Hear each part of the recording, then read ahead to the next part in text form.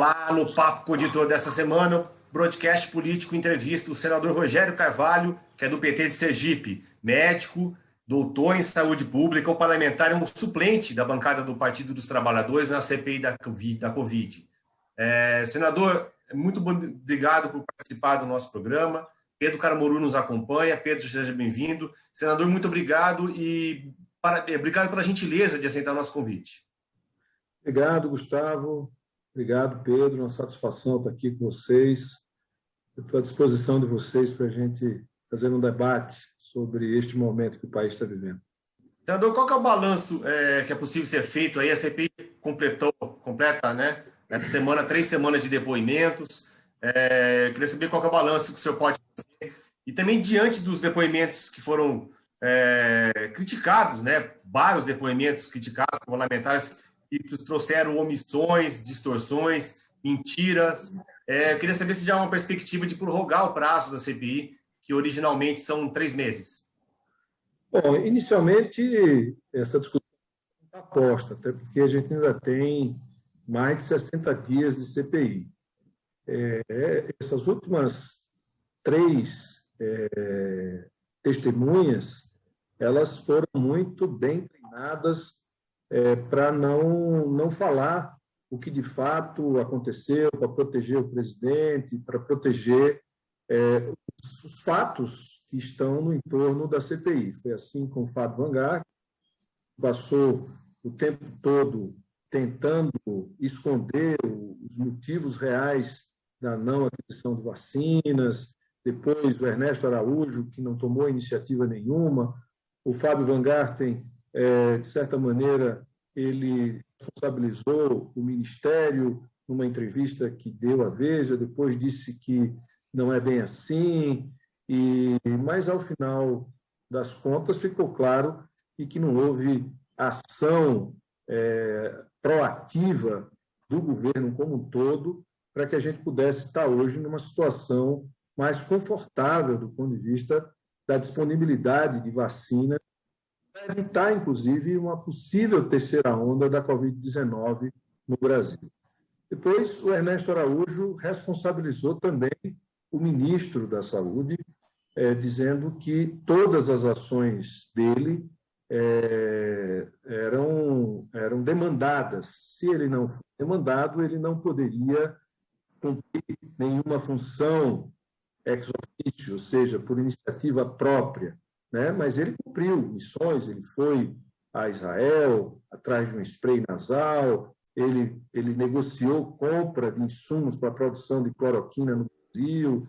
Então, alguém definia o que ele tinha que fazer para a área da saúde e não o ministro da Saúde. Mas ele não tem nenhuma ação objetiva registrada de busca de parceria para transferência de tecnologia para a produção de vacina no Brasil, ele não tem nenhuma ação no sentido de aproximar empresas produtoras e o governo brasileiro para adquirir vacinas. Então, e hoje o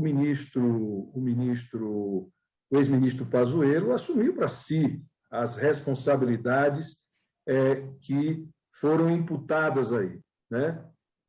E hoje eu perguntei a ele se foi iniciativa dele o decreto para proibir o isolamento, se foi iniciativa dele o veto no uso de máscaras e a doação de máscaras para populações vulneráveis, se foi iniciativa dele o último decreto impedindo estados do Rio Grande do Sul, São Paulo e outros estados a adotarem medidas de isolamento, se foi iniciativa dele orientar o presidente e dizer para o presidente que vacina não era importante, se foi iniciativa dele todas as ações que o governo fez e que gerou o que eu chamei hoje de efeito Bolsonaro na expansão da pandemia no Brasil. Então, ficou muito difícil para ele, porque ele está assumindo sozinho toda a responsabilidade sobre uma pandemia que já levou mais de 441 mil brasileiros e brasileiras até o momento, e a gente com o risco de uma terceira onda que decorre muito mais da ausência de medidas de controle da expansão da pandemia E veja, se nós tivermos uma terceira onda, com a quantidade de pessoas que estão circulando neste momento, as pessoas vão morrer sem ter assistência, porque não vai faltar insumos, vai faltar leitos, vai faltar tudo que é necessário para tratar a quantidade de doentes ao mesmo tempo. Então, eu acho que as testemunhas, as oitivas que nós tivemos até agora, elas já, de certa forma, apontam para um crime sanitário que foi praticado pelas autoridades que deveriam conter a pandemia. Olá, senador. Olá, Gustavo, assinantes do broadcast. Até o momento, a CPI ouviu o representante da Pfizer, ouviu também o presidente da Anvisa, mas ouviu principalmente os ministros que, entre outras funções, desempenharam e desempenham papéis políticos na atual gestão. Para avaliação do senhor, que tem a formação de médico, deve haver uma mudança na condução da CPI ou nos relatos a serem apresentados, principalmente agora que deve ser esperado depoentes com perfis mais técnicos? Eu destaco os representantes do Butantan, da Fiocruz e também do Ministério da Saúde. Olha, veja, nós tivemos aí o Taishi, o Mandetta, que, de certa maneira, se desresponsabilizaram por medidas adotadas fora do regramento que estava sendo orientado pela curva de aprendizagem que o mundo teve no combate à pandemia, né? O uso de máscaras, isolamento social, não aglomerar, todas essas questões que são fundamentais para você evitar a infectação de pessoas. Então, quanto maior o número de pessoas infectadas, maior o número de pessoas que vão adoecer, que vão demandar serviços de saúde, maior o número de óbitos, tá certo? Então, esse primeiro grupo, os dois primeiros ministros que foram chamados, eles se eximiram dessas responsabilidades.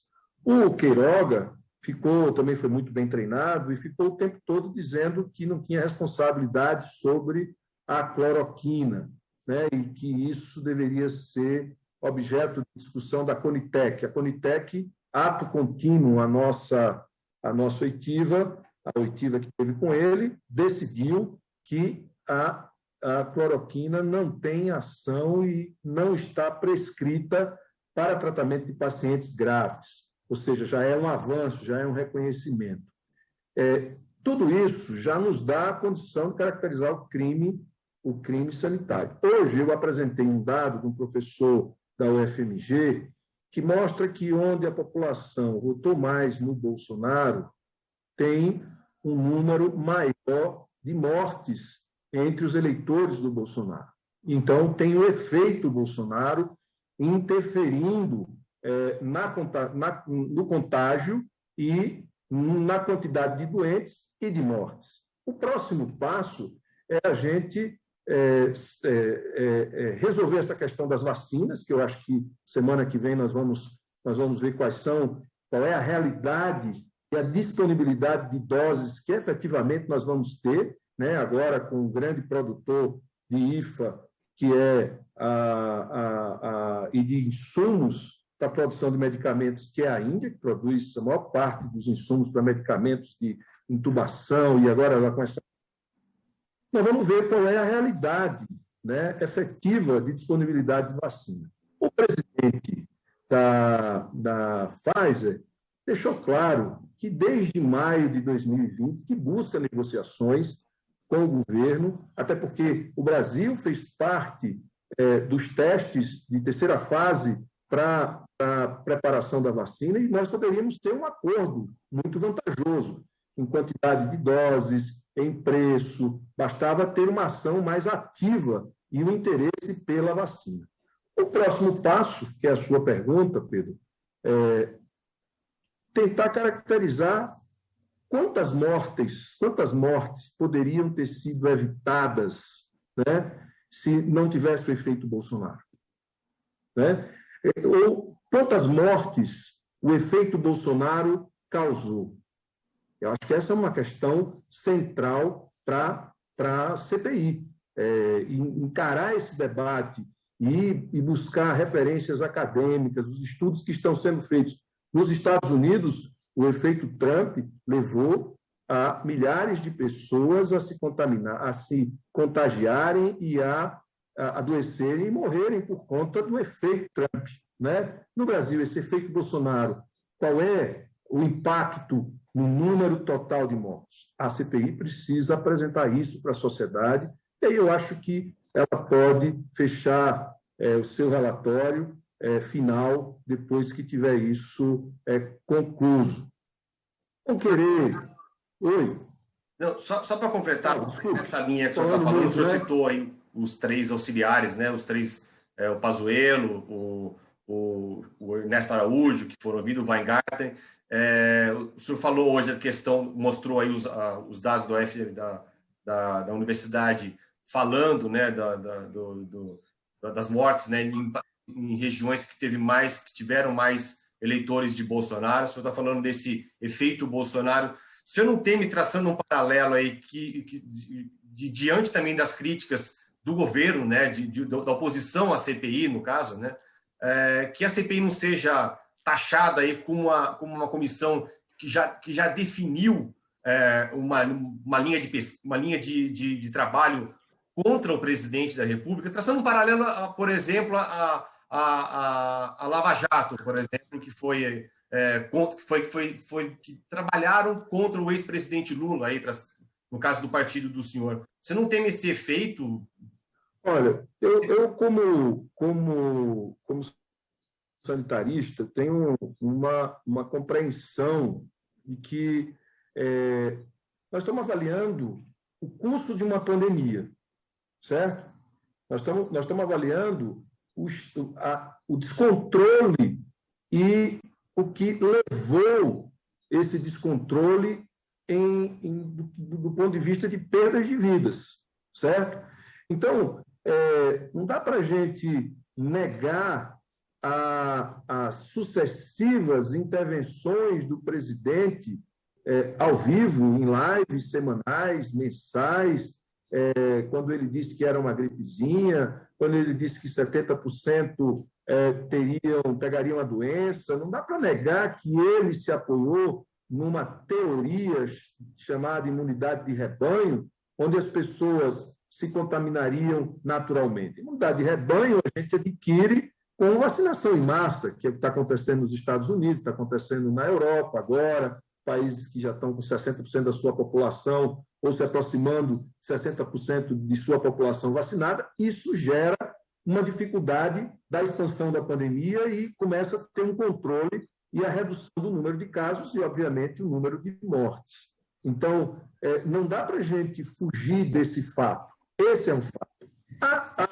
Os governistas trabalham com a ideia da quantidade de recursos que foram repassados. Mas, veja, que repassar o recurso para comprar respirador, para assistir as pessoas, se eu promovo o contágio das pessoas. Então, na verdade, quando uma pessoa chega ao serviço de saúde para ser assistido e é diagnosticado com Covid, que é a doença, é porque as medidas de controle sanitário não foram suficientemente capazes de evitar que essas pessoas se contaminassem ou se infectassem, para usar o termo mais correto. Agora, não haveria um número determinado de infectados? Sim, haveria. Mas se houvesse coordenada do governo federal, que veja, o ano passado nós fizemos um esforço gigantesco. Nós aprovamos o auxílio emergencial de R$600, nós aprovamos a PEC emergencial que liberou o governo para gastos de diversas naturezas, mantivemos o orçamento dos estados e dos municípios. A gente foi o Congresso que tomou essas iniciativas, mas, ao mesmo tempo que a gente tomava essas iniciativas, o governo tomava outro caminho, que era o caminho de estimular as pessoas a não usar máscara, chegou a vetar projeto de lei que obrigava o uso de máscara, aglomerava, dava exemplo, dizia que não ia tomar vacina, disse que estava sentado num cheque de 20 bilhões, mas que, se quisesse comprar vacina, que fosse atrás de outro, que não era ele que ia pagar pela vacina. A gente acompanhou a briga dele com o governo de com a Coronavac, depois ele foi atrás da AstraZeneca, não buscou outros imunizantes para poder complementar o pool e ter um quantitativo necessário para a gente segurar a expansão da pandemia. Então, veja, tudo isso é muito mais determinante do que outras questões, né? Claro, vai ter um momento que outras questões, como o desvio de recurso, a inoperância lá em Manaus, que é fato determinado da CPI, que deva ser objeto de estudo. Mas, veja, Manaus, a segunda onda de Manaus, ela não aconteceu só em Manaus. Ela aconteceu em Manaus, aconteceu em São Paulo, aconteceu no Rio Grande do Sul, aconteceu em Santa Catarina, aconteceu no Brasil inteiro. E isso decorre do quê? Do relaxamento de todas as medidas antes da gente ter, e a gente não ficou monitorando o índice de transmissão da doença para saber o que abre, o que fecha. A gente não tinha imunização, a gente não tinha uma estratégia para ir imunizando a população e diminuindo a quantidade de contactantes que faz contactantes e suscetíveis, a gente não foi diminuindo isso ao longo do tempo. Portanto, a gente tem isso como uma questão central que precisa ser investigada. Ela é o centro. Porque, fora isso, nós vamos discutir o quê? Faltaram 10 leitos de UTI. Tudo bem. Quantas pessoas adoeceram? Por que adoeceram tantas pessoas ao mesmo tempo? Né? Se adoeceram muitas pessoas ao mesmo tempo, eu não sei se vocês lembram que a OMS avisava, tinha uma máxima que saía dos organismos internacionais que dizia o seguinte: o risco dessa doença é que ela é altamente contagiosa e, se a gente não tiver controle, muita gente vai adoecer ao mesmo tempo e os sistemas de saúde, por mais equipados que eles estejam, não darão conta de atender todos os doentes. Aconteceu na Itália, aconteceu na Espanha, aconteceu na Inglaterra, aconteceu na Alemanha, aconteceu em vários países do mundo.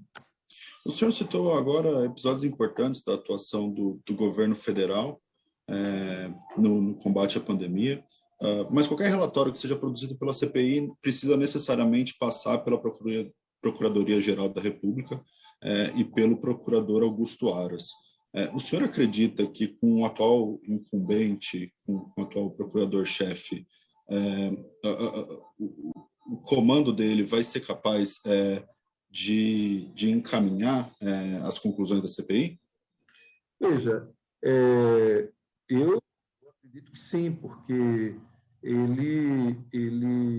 se ele não tiver nenhum interesse de continuar procurador-geral, ele age, e se ele tiver algum interesse de continuar procurador-geral, ele vai ter que agir, até porque é o Senado quem aprova ou rejeita o nome do procurador-geral, certo?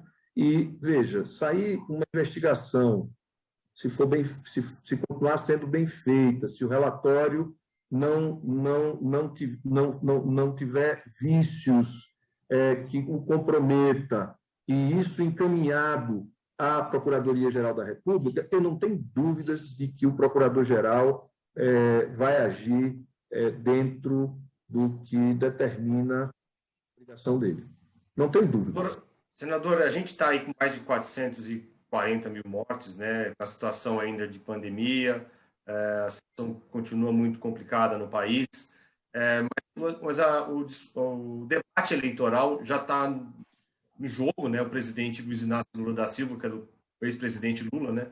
Do partido do senhor, já declarou 2 vezes, pelo menos, que pretende ser candidato. Queria saber se o senhor e o PT, dentro de uma figura do PT importante, se o senhor acredita que haverá uma polarização entre Lula e Bolsonaro em 2022, ou se uma terceira via pode aí surgir, surgir e um adversário de qualquer um desses 2 candidatos, né, no próximo ano. Olha, Essa pergunta é boa. Eu tenho um amigo lá em Sergipe que diz o seguinte, que ele é até dono de uma emissora de TV lá, produtora da Record, que diz terceira via no Brasil é acostamento. Então, eu acho, agora voltando a falar sem brincadeira, veja, eu acho muito difícil, né, com a posição do Lula de hoje, ele não conseguir aglutinar forças de centro, de direita, forças que têm um compromisso com a reorganização da sociedade, até porque, neste momento, o Estado ele é redefinido no mundo, né? Se a gente olhar o que o Biden fez nos Estados Unidos, é uma redefinição do papel do Estado. E por que ele está redefinindo o papel do Estado? Porque não tem como competir com a potência que virou a China se o Estado tiver algum grau de planejamento, de investimento para promover o desenvolvimento de tecnologia, o desenvolvimento de determinados setores da economia, para ter uma capacidade de competição no mundo, na geopolítica e na geoeconomia global, né? Eu acho que isso diminui as distâncias entre os diversos players da política brasileira, principalmente aqueles que têm mais responsabilidade com o futuro do país. O país está conflagrado, a sociedade está muito deprimida, com autoestima baixa, o país perdeu protagonismo internacional, o país virou um pária ambiental, virou pária sanitário, virou pária do ponto de vista dos direitos humanos, do ponto de vista do mundo do trabalho. Ou seja, o Brasil está se desmontando enquanto Estado e enquanto sociedade. Então, a gente precisa de todas as forças, né? O Lula, inclusive, esses dias disse, bom, se eu estiver bem, eu vou, senão tem que encontrar uma alternativa. O que a gente não pode é não ter responsabilidade com a reconstrução do país. Eu acho que esse é o principal elemento que a gente precisa trazer para o debate. Como é que vamos reconstruir esse país depois desse tornado que passou pelo país, desmontando? Chegou a ser uma potência ambiental, né? O país que desenvolveu o conceito de sustentabilidade ambiental, o país que criou o maior programa de transferência de renda, a gente criou uma Argentina inteira de classe média, a gente conseguiu tantas coisas, né? E o que aconteceu? A gente foi se perdendo, a gente passou quase 13 anos desconcentrando riqueza e nos últimos 6 anos a gente volta a concentrar riqueza, a pobreza, a fome voltando. Então, isso não pode ser um projeto de direita, de esquerda, isso tem que ser um projeto de quem tem compromisso com o país, com a sociedade brasileira, e eu acho que a gente pode juntar muita gente nesse debate e aí ter quem possa representar nessa disputa. E a polarização, a gente não tem que polarizar com essa política do Bolsonaro. Essa política do Bolsonaro ela precisa ser combatida. O que a gente precisa mesmo é apresentar para o Brasil um caminho de reconstrução. O senhor é senador por Sergipe, um dos poucos estados do Nordeste que não são governados pela esquerda. O senhor, como senador por lá, pretende disputar as eleições de 2022? Ou a aproximação com o PSD do governador Belivaldo Chagas é mais importante para o PT e para essa coordenação atrás do ex-presidente Lula? Veja, eu tenho fugido muito desse debate porque ele atrapalha muito o trabalho neste ano, que é um ano difícil do país, né? Agora, ser governador, não ser governador, é uma missão. Você tem que encarar como uma missão. Se tiver a oportunidade e puder ser uma alternativa, eu vou encarar isso como uma missão. Porque, veja, do ponto de vista político, eu sou hoje senador, né? Tenho uma função extremamente nobre. Você pode fazer um belo trabalho em defesa de várias causas para o Brasil inteiro, para o meu estado. Agora, é uma possibilidade, mas vai depender muito de como todo o debate da política nacional vai acontecer. Mas eu não descarto essa possibilidade, não. Senador, eu queria agradecer muito a presença do senhor aqui no Papo com o Editor. Infelizmente, nosso tempo é bem curtinho aqui. Queria agradecer muito a presença do Pedro Caramuru, repórter. Agradecer ao Cláudio da Luz, que está fazendo a nossa ponte, vai fazer a edição. E queria agradecer a todos que estão acompanhando mais um Papo com o Editor. E até a próxima semana.